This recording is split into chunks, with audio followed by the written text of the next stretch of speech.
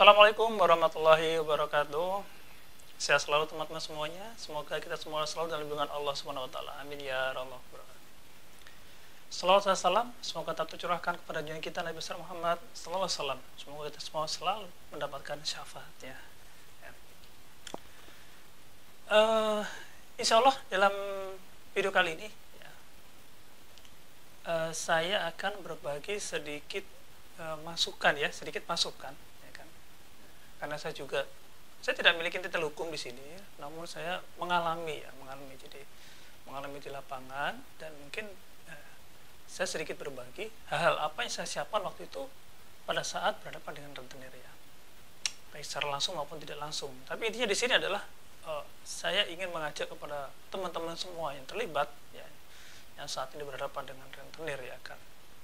Ada beberapa bekal yang mungkin bisa menjadi masukan ya, dan semoga bisa bermanfaat buat teman-teman. Oke. Yang pertama yaitu adalah diri sendiri. Nah, ini penting ya, berhadapan dengan rentenir itu kita berhadapan langsung. Jadi misalkan saya ada hutan rentenir, ya saya menghadapi rentenir itu. Tidak perlu orang lain, tidak perlu saudaranya, kakaknya, orang tuanya atau siapapun, tapi diri sendiri. Lantas bagaimana dengan, mohon maaf ya, dengan pengacara? Ya silakan. Kalau mau pakai pengacara silakan ya, silakan. Ya kan, kalau emang ada uang, ada kelebihan rezeki, terus kemudian menyewa jasa pengacara, silakan. Ya, itu semua bagian dari ikhtiar. Namun apabila tidak, jangan memaksakan diri. Karena apa? Ya itu tadi ya. Apabila pengacara itu nantinya butuh sesuatu, otomatis kan butuh kopi dan sebagainya, itu membutuhkan biaya juga yang tidak sedikit. Itu berdasarkan pengalaman saya. Ya. Nah, di sini maksudnya adalah kita harus paham betul akad yang kita lakukan dengan rentenir. Akad perorangan, akad dengan kelompok, ya, yang pernah saya singgung dengan koperasi, ya kan. Kita harus tahu betul koperasi ini legal atau tidak. Kemudian koperasi ini memiliki izin usaha atau tidak. Izin usahanya berupa apa? Apakah izin usahanya jual beli barang, ataukah izin usahanya simpan pinjam uang dan sebagainya, itu harus tahu betul. Karena kalau memang mereka ternyata izin usahanya hanya sebatas jual beli, tapi mereka tidak membuka simpan pinjam, itu sudah melanggar. Dan pelanggaran itulah ya kan, berarti mereka tidak sesuai dengan SOP yang berlaku. Kalau tidak sesuai dengan SOP, secara otomatis hal-hal yang berkaitan dengan bunga dan sebagainya yang mereka tuntut ya, itu akan menjadi tidak sah. Perikatannya batal ya. Tapi tetap ya, sebagai mukmin utang tetap dibayar sesuai dengan nilai pokoknya. Ya. Kemudian di sini diri sendiri juga, kita juga harus membekali pengetahuan ya. Kita suka browsing di internet ya, coba ya kan? Oh, cara cek koperasi, cara cek pegadaian dan sebagainya. Jadi diri sendiri ini benar-benar sudah kita masukkan beberapa pengetahuan yang kita butuhkan. Saya bilang kita butuhkan. Tadi saya bilang akad dengan perorangan, oh orang ini dia ternyata yang rentenir ini adalah misalkan aparat nih ya, pernah kejadian ya, aparat keamanan ya, aparat keamanan, istrinya suaminya itu aparat keamanan, istrinya rentenir. Nah seperti itu, suaminya nggak tahu kalau istrinya itu rentenir ya. Akhirnya kita sampai saat itu disidang di kesatuannya, jadi kesatuannya. Tapi ternyata sangat disayangkan bahwa si ibu ini ternyata justru malah tidak dipercaya oleh suaminya, dan suaminya malah takut dengan ibu yang tadi, rentenir tadi, karena suaminya adalah atasannya. Itu polemik, tapi ya dibalik itu semua Allah tentunya menyiapkan sesuatu yang terbaik buat kita. Ya, selalu ada pelajaran, selalu ada hikmah yang bisa diambil. Ya, dan di sini menentukan kembali, ya, menentukan apa? Kekuatan sebuah keluarga. Ya, setelah diri sendiri sudah paham ya, waktu itu saya sudah pas saat berhadapan dengan rentenir pegadaian, saya pelajari dulu tentang pegadaian, tentang POJK, peraturan otoritas jasa keuangan, kemudian undang-undang tentang perkoperasian, undang-undang tentang pegadaian ya kan. Walaupun belum ada undang-undangnya pegadaian, tapi ada POJK-nya, itu menjadi landasan hukum saya. Nah, setelah tahu semuanya, baru kita cocokkan landasan-landasan yang ada itu dengan apa yang mereka sampaikan, apa yang rentenir itu sampaikan.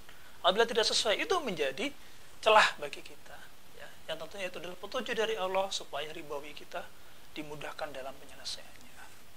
Ya. Oke ya, yang pertama diri sendiri. Yang kedua apa? Dokumen perikatan itu penting. Pelajari dokumen perikatannya, ya, dari mulai atas sampai ke bawah, jangan ada yang terlewat. Ya. Surat perjanjian utang piutang misalkan yang bertanda-tanda di bawah ini nama dan sebagainya, selanjutnya disebut sebagai pihak satu. Terus kemudian berikutnya yang bertanda di bawah ini nama dan sebagainya, selanjutnya disebut sebagai pihak kedua.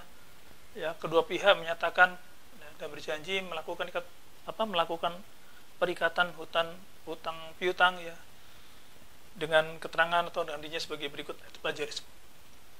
Ingat ya, dokumen perjanjian seperti itu dibuat rangkap dua, bermaterai, dan ada saksinya.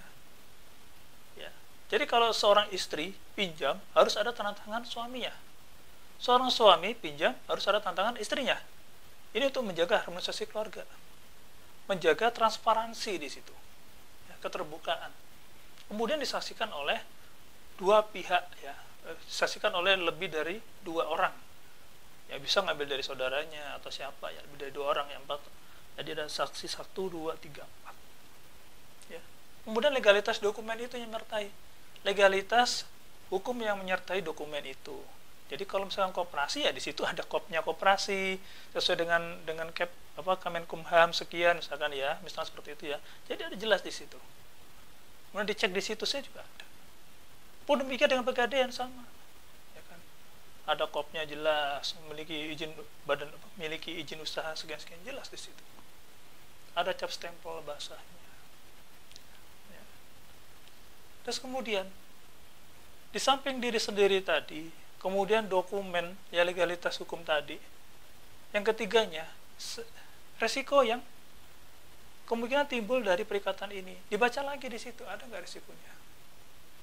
Oh, resikonya sita barang dan sebagainya. Kalau mereka memang tidak memiliki kewenangan apapun, ya, di dalam peredaran uang, dalam pelepasan uang, maka tidak berhak menyita apapun. Entah itu TV, kulkas, ya, menyita motor, ya, terus menyita apalagi surat tanah, ya, tidak berhak. Ya, dan perlu diingat, notaris itu tidak boleh bekerjasama dengan rentenir. Ingat baik-baik, ya, tidak boleh. Ya, tidak boleh seorang notaris itu bekerjasama dengan rentenir, akhirnya bisa istilahnya memanipulasi dari jaminan itu, ya, jaminan tanah itu sehingga bisa terjual. Ya, tidak boleh. Ada payung hukumnya di situ. Terus kemudian di samping diri sendiri, dokumen yang berlegalitas hukum, kemudian resiko yang mungkin timbul dari perikatan itu, jangan lupa, ya, faktor-faktor internal seperti apa? Kejujuran dengan keluarga, ya, jujur kepada suami atau istri, jujur kepada orang tua, ya kan. Di sini perlu kekompakan, ya. Rentenir itu nggak bisa kita hadapin sendiri. Ini maksudnya nggak bisa di sini adalah ketika kita berhadapan dengan seseorang, tapi nyata orang yang di dekat kita, entah itu suami kita, istri kita, atau orang tua kita, ya, anggota keluarga kita, mereka tidak tahu apa yang kita hadapin, bagaimana mereka bisa mendukung kita. Nah, ya, beberapa kasus yang pernah saya ketahui, ya, saya terlibat langsung di dalamnya itu, kebanyakan ibu-ibu dengan alasan roda ekonominya macet, ya, dengan alasan suami tidak bekerja, dengan alasan penghasilan suami sedikit dan sebagainya, intinya seputar pendapatan. Dan itu tidak jujur di sini. Dikala sudah ada tagihan, membengkak, kemudian ternyata tagihannya dari rentenir, baru bingung. Kan baru berazam, oh, saya ingin lepas dari riba. Salah. Ya, salah. Ya, kalau memang kita berazam lepas dari riba dengan harapan kita mendapatkan ampunan dari hutang, itu keliru, ya, keliru sekali, ya. Tapi sisi baiknya adalah sudah paham bahwa bahayanya riba, itu sisi baiknya. Alhamdulillah, berarti itu siapapun itu telah mendapatkan hidayah bahwa perikatan yang dilakukan adalah perikatan yang zolim, ya, yang tidak sesuai dengan apa yang diperintahkan oleh Allah, sehingga menanggung resiko dan akibatnya. Ya, jadi kita harus kuatkan diri dulu dengan ilmu, kuatkan mental dulu, ya kan, atur cara bicara kita, alurnya mau kemana ini. Intinya kita mau nego pokok, Gimana caranya? Ya, cari celahnya dengan apa? Dengan mencocokkan landasan hukum yang berlaku dengan apa yang mereka lakukan. Tuntutan yang mereka lakukan, benturkan dengan landasan hukum tadi itu. Dengan begitu akan insya Allah mendapatkan celah. Celah di sini tetap ya, kita membayar sesuai dengan nilai uang yang kita terima, nilai pokok. Ya kan? Itu penting sekali. Kalaupun misalkan rentenir itu memberikan keringanan, ya sudahlah, kamu bayar misalkan dari hutang 1 juta, bayar 5.000 selesai. Ya itu kemenangan mereka selaku pemberi hutang. Kalau pemberi hutangnya nyata menurunkan sampai 50%, ya alhamdulillah, berarti ada rezeki. Ya. Dan semoga menjadi kebaikan buat mereka. Ya. Oke ya. Jadi sebenarnya kekuatan mental yang kita bangun ya, kekuatan mental, keyakinan pada diri sendiri, terus kita harus berusaha menumbuhkan kepercayaan dari orang-orang sekitar kita. Itu akan membuat kita semakin kuat ya, kuat untuk membentuk argumen di sini, membentuk argumen, membentuk pendapat, dan secara otomatis pikiran kita tidak akan tercampuri oleh tindakan-tindakan kotor mereka. Karena apa? Tindakan-tindakan kotor mereka itu tujuannya adalah untuk mengintimidasi kita, ya, memojokkan kita di dalam suatu keadaan, ya, atau kepada suatu situasi yang memang kita tidak bisa menghindar. Tujuannya memang seperti itu, menyudutkan ya, dengan kata simpelnya itu menyudutkan kita, sehingga kita dipaksa ya tersudut, akhirnya membayar apapun itu dan berapapun besarannya seperti itu. Tapi kalau kita yakin dengan Allah, ya, yakin kepada Allah, dan kita berpegang kepada landasan hukum yang ada, insya Allah ya. Tapi jangan lupa semuanya tetap kita lakukan dengan adab. Kalau orang tuanya lebih tua, ya sudah, kita selaku yang muda tetap kita lakukan dengan adab. Adabnya gimana kepada orang tua? Tetap hormat. Kalau mereka lebih muda, ya kita hargai. Ya kita hargai. Oh, kamu masih muda, kenapa harus jalan seperti ini, sebagainya. Sambil dinasihati. Ya kan? Ada malah saya lupa di daerah mana itu. Rentenir ini anak sendiri ya. Jadi seorang anak pinjam uang kepada ibunya, ya. Kita umpamakan uangnya adalah 2 juta misalkan ya. Kemudian si anak ini 2 juta ini dipinjamkan kepada orang, dan bunganya itu bisa sampai 10% ya, bisa sampai 20% ya, subhanallah ya. 2 juta harus kembali misalkan 4 juta atau 5 juta seperti itu. Ibunya nggak tahu. Ibunya taunya udah kembali ya. Anak ini terima bunga terus, pokoknya nggak pernah berkurang. Ya, itu rentenir seperti itu. Dan ini ketahuannya setelah waktu itu saya sarankan, coba tanya sama si rentenir ini, uang siapa itu? Dia bilang uang bosnya, ya, uang temannya, maaf, uang temannya. Uang temannya. Mana temannya? Uang temannya nggak bisa pokoknya, kamu kan utang sama saya.